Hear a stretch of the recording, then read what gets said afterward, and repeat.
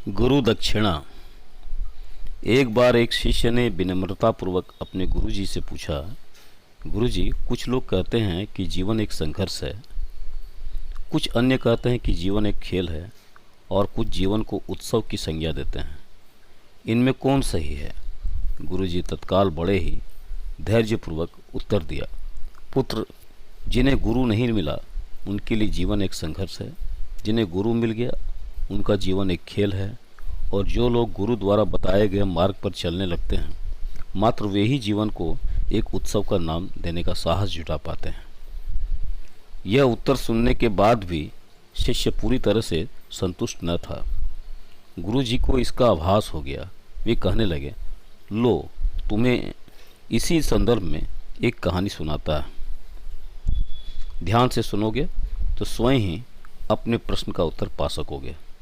उन्होंने जो कहानी सुनाई वो इस प्रकार थी। एक बार की बात है कि किसी गुरुकुल में 3 शिष्यों ने अपना अध्ययन संपूर्ण करने पर गुरुजी से यह बताने के लिए विनती की कि उन्हें गुरुदक्षिणा में उनसे क्या चाहिए। गुरुजी पहले तो मंद मंद मुस्कुराए और फिर बड़े स्नेहपूर्वक कहने लगे, मुझे तुमसे गुरुदक्षिणा में एक थैला भर के सूखी पत्तियाँ चाहिए, ला सकोगे? तीनों मन ही मन बहुत प्रसन्न हुए, क्योंकि उन्हें लगा कि वे बड़ी आसानी से अपने गुरुजी की इच्छा पूरी कर सकेंगे। सूखी पत्तियां तो जंगल में सर्वत्र बिखरी रहती है। वे उत्साहपूर्वक एक ही स्वर में बोले, जी गुरुजी, जैसी आपकी आज्ञा।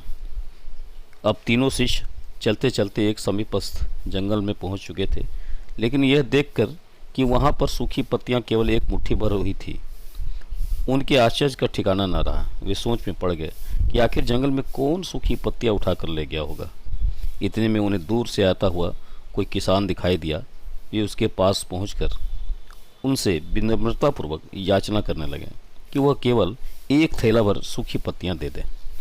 अब उस किसान ने उनसे क्षमा याचना करते हुए उन्हें यह बताया कि वह उनकी मदद नहीं कर सकता, क्योंकि उसने सूखी पत्तियों को ईंधन के रूप में पहले ही उपयोग कर लिया था।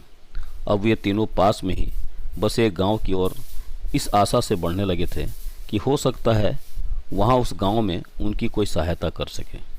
वहां पहुंचकर उन्होंने जब एक व्यापारी को देखा तो बड़ी उम्मीद से उससे एक थैला भर सूखी पत्तियां देने के लिए प्रार्थना करने लगा, लेकिन उन्हें फिर से एक बार निराशा ही हाथ आई, क्योंकि उस व्यापारी ने तो पहले ही कुछ पैसे कमाने के लिए सूखी पत्तियों को दोने बनाकर बेच दिए थे। लेकिन उस व्यापारी ने उदारता दिखाते हुए उन्हें एक बूढ़ी माँ का पता बताया जो सूखी पत्तियां एकत्रित किया करती थी। पर भाग्य ने यहाँ पर भी उनका साथ नहीं दिया, क्योंकि वो बूढ़ी माँ तो उन पत्तियों को अलग अलग करके कई प्रकार की औषधियाँ बनाया करती थी। अब निराश होकर वे तीनों खाली हाथ गुरुकुल लौट आए। गुरुजी ने उन्हें देखते हुए स्नेहपूर्वक पूछा, पुत्रों, ले आए गुरुदक्षिणा? तीनों ने सर झुका लिया। गुरुजी द्वारा दोबारा पूछे जाने पर उनमें से एक शिष्य ने कहा, गुरुदेव, हम आपकी इच्छा पूरा नहीं कर पाए। गुरुजी पहले ही की तरह फिर मुस्कुराते हुए प्रेम पूर्वक बोले, निराश क्यों होते हो, प्रसन्न हो जाओ। और यही ज्ञान, क्या ज्ञान? कि सूखी पत्तियां भी व्यर्थ नहीं हुआ करती, बल्कि उनके भी अनेक उपयोग हुआ करती है। मुझे ये गुरुदक्षिणा के रूप में दे दो। तीनों शिष्य गुरुजी को प्रणाम करके खुशी खुशी अपना घर चले गए। वह शिष्य जो गुरुजी की कहानी एकाग्रचित होकर सुन रहा था, अचानक बड़े उत्साह से बोला, गुरुजी, अब मुझे अच्छी तरह से ज्ञात हो चुका, आप कहना क्या चाहते थे कि किसी वस्तु या व्यक्ति को छोटा और महत्वहीन मानकर उसका तिरस्कार नहीं करना चाहिए। तो मित्रों, ये भी गुरुदक्षिणा, और गुरुदक्षिणा में क्या मिला ये आप हमें कमेंट करें, आप हमें बताएं, आप हमें ज़रूर कमेंट करें। धन्यवाद।